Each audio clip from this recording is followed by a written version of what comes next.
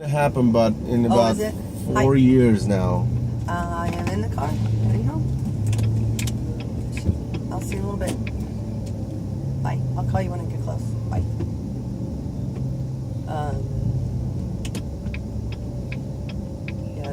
But that's going to be major construction, right? Yeah, well, yeah, it's starting already.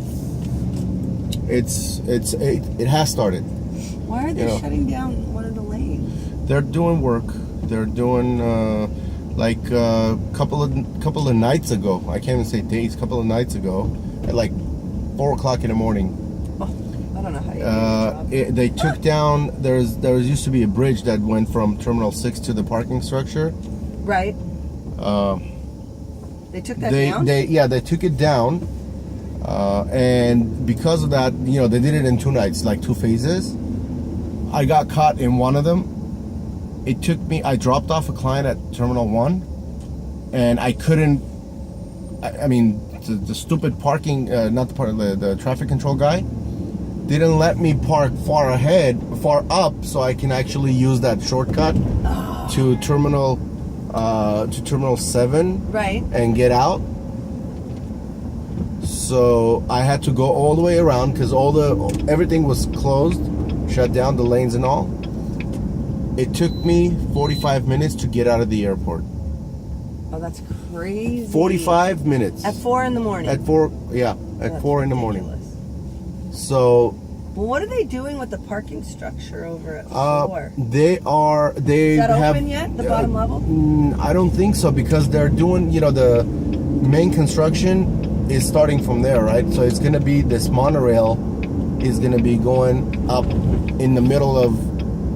So where's the monorail going to take people? They're building 2 external, remote structures. Oh, and then you can just, that'll be less expensive and you take the, you're just going to get, you're going to get on the monorail and get to that remote pickup and drop off area.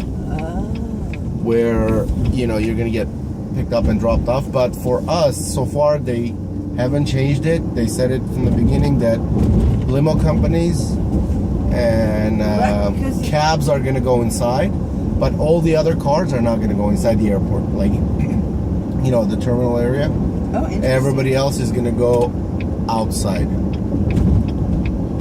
Wow.